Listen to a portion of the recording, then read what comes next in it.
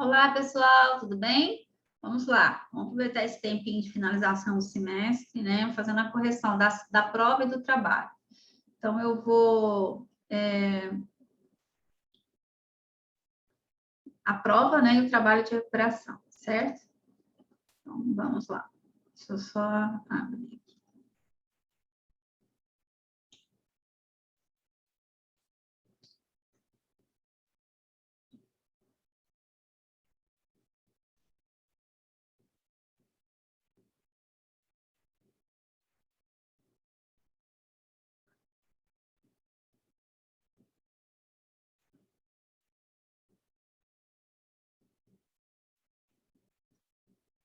Bem, vamos lá, a prova. Salve o Nilo, regas a terra em toda parte, ó Deus dos grãos, Senhor dos peixes, produtor do trigo e da cevada. Logo tuas águas se erguem, todo o ventre se agita, o dorso é sacudido de alegria e dentes rangem. Qual a importância do Nilo? Gente, total, né? O Egito se formou em pleno deserto do Saara. Pleno deserto. Se não fosse o Nilo ali, o rio, nem teria Egito, né? Então, por isso que fala que o Egito é uma dádiva de Deus, é um presente do Nilo, porque o Nilo sempre existiu. Agora, o Egito só existiria se fosse, né? Só porque, né, passou a existir ali naquele lugar o Nilo, o rio, né? Então, a crença numa vida além do túmulo e as dores do parto, não. A importância para as navegações marítimas, não. Região de deserto, as cheias do rio, importante para fertilizar as terras ao redor e desenvolver a agricultura? Essa aqui é a resposta certa. Sem o rio não tem vida, não tem agricultura, não tem nada. 2. Na Mesopotâmia, o Império Babilônico dominou diferentes povos, como os sumérios, acádios e os assírios. Para governar os povos tão diferentes, o rei Hammurabi organizou o primeiro código de leis escritas, o Código Hammurabi, que era baseado, alguns aspectos desse código falavam: se um homem acusou o outro de assassinato, mas não puder comprovar, então o acusador será morto. Se um homem ajudou a apagar o incêndio da casa de outro e aproveitou para pegar um objeto do dono da casa, esse homem será lançado ao fogo. Se um homem cegou o olho do outro homem, o seu próprio será cegado, mas se for o olho de um escravo, pagará metade do valor. Se um escravo bateu na face de um homem livre, cortarão a sua orelha. Ou seja, castigo equivalente à ofensa, né? E aí, vocês podem observar que a aplicação das leis não era iguais para todos. Se um homem cegou o olho do outro homem, se forem da mesma categoria social, um pode furar o olho do outro, pode, né? Mas se for um escravo, não pode. Um escravo não pode furar o olho do homem. Então, vai pagar ali uma indenização para o dono do escravo. Então, você vê que tem diferenças sociais na aplicação da lei ali, né? Vamos lá. Pode-se afirmar que as leis se aplicavam somente aos homens livres? Não, porque fala de escravos lá. Então, você não tem que marcar essa. Estabeleceu o princípio que todos eram iguais perante a lei e, por isso, um escravo teria os mesmos direitos que um homem livre? Não. Acabei de falar lá. O homem escravo não podia furar o olho do homem livre para pagar alguma pena. Não podia. Então, não era igual. O Código de Hammurabi representava os ideais democráticos, não tem nada de democracia. Se o escravo não tem os mesmos direitos que o homem livre, então não é democrático. O código tinha o princípio da pena do talião, resumida na expressão olho por olho, dente por dente, que castigo seria equivalente a ofensa? Sim. Então, a resposta certa é essa.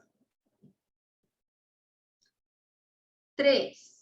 Um dos legados gregos para a atualidade foi a criação da democracia. O regime democrático, cujo princípio básico dizia que todos os cidadãos têm o mesmo direito perante as leis, trata-se do princípio da isonomia.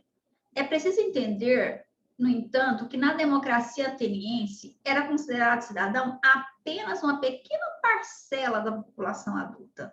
Não eram considerados cidadãos estrangeiros, que eram os metecos, escravos, que tinham um monte, né, na Grécia, e mulheres e jovens menores de 20 anos também não tinham direitos políticos, sendo assim excluídos da vida democrática. Apenas homens nascidos em Atenas eram considerados cidadãos, isto é, mais ou menos equivalente a 10% da população. Então, a maioria não era considerada cidadã. nesse regime democrático criado lá na Grécia. Então, sobre esse regime democrático, é correto assinar. Era baseado na eleição do representante para as assembleias legislativas que se reuniam uma vez por ano na Ágora e deliberavam sobre os mais variados assuntos? Não. Os estrangeiros e mulheres maiores de 21 anos podiam participar? Não. Estrangeiro e mulher não era considerado cidadão. Já está falso. Apenas os homens livres eram considerados cidadãos e participavam diretamente das decisões tomadas? Apenas os homens eram considerados cidadãos. Essa aqui que você tinha que marcar. Aí, nesse texto de escravo, não, já começa errado, que tinha um monte de escravo lá na Grécia e não era considerado cidadão. Então, essa aqui é a resposta certa. Agora, vamos para o trabalho.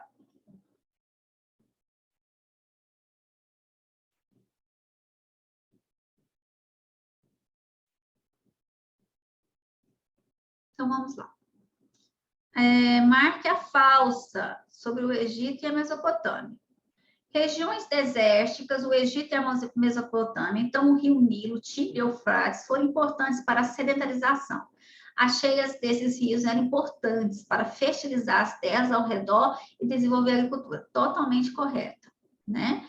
O Egito, o Nilo no Egito e o Tigre e Eufrates na Mesopotâmia, que também a Mesopotâmia é hoje o Iraque, uma região extremamente deserta. Então, se não fossem esses dois rios, até hoje esses rios existem, é possível vida lá. Senão, sem chances. B. Os egípcios mumificavam os mortos porque acreditavam na imortalidade da alma? Sim. Mumificar é como embalsamar, né? Esse corpo para preservar, porque eles acreditavam que um dia, se a alma retornasse ao corpo, esse corpo tinha que estar preservado. Então, essa é a ideia da mumificação. Tanto os reis da Mesopotâmia quanto o Egito, o faraó era considerado deuses vivos encarnados? Errado. Apenas o faraó era considerado Deus vivo encarnado. Os reis da Mesopotâmia não eram considerados deuses vivos encarnados. Eles eram considerados apenas representantes dos deuses. Eles não eram deuses. Eles representavam os deuses. Claro que tinha aí uma justificativa desse poder baseado na religião, mas eles não eram deuses. Agora, o faraó era considerado um deus. Então, essa aqui é a resposta certa. As normas do princípio do Código de Leis do Código Hammurabi era baseado no olho gordo, dente por dente? Sim. Marca alternativa falsa sobre a Grécia Antiga. A Grécia, devido à sua geografia, cortada por mares e montanhas, nunca conseguiu formar um estado único, se organizando em cidades e estados independentes. O que uniu os gregos era a cultura, certinho. O que uniu os gregos era a cultura. Então, a geografia da Grécia, formada por ilhas, mares, montanhas, fizeram com que as cidades ficassem separadas, né? Impossibilitasse a comunicação, dificultasse. Então, isso fez com que cada cidade tivesse o seu próprio governo, suas próprias leis, então elas não eram unidas politicamente. O que unia era a cultura, né? A religião, e eles cultuavam os mesmos deuses.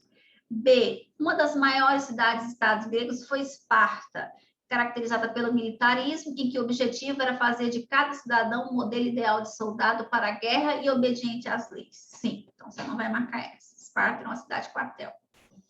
C. O único legado que os gregos deixaram para a atualidade foi a crença na mitologia. Não foi o único. Eles deixaram a crença na histórias ficcionais, eles deixaram, não é isso, não é nem na mitologia. O legado grego é na democracia, nos Jogos Olímpicos, na filosofia, nos teatros, na história. Então, tem muito legado. D. Atenas, na Grécia, criou a democracia, porém era para poucos, apenas nascidos em Atenas. Adultos eram cidadãos, mulheres, escravos, homens estrangeiros não eram considerados. Tá certo. Então, a resposta certa é essa aqui, ó. Que teria que marcar, que é a falsa, a incorreta.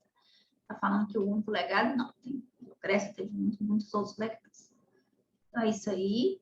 Muito obrigada.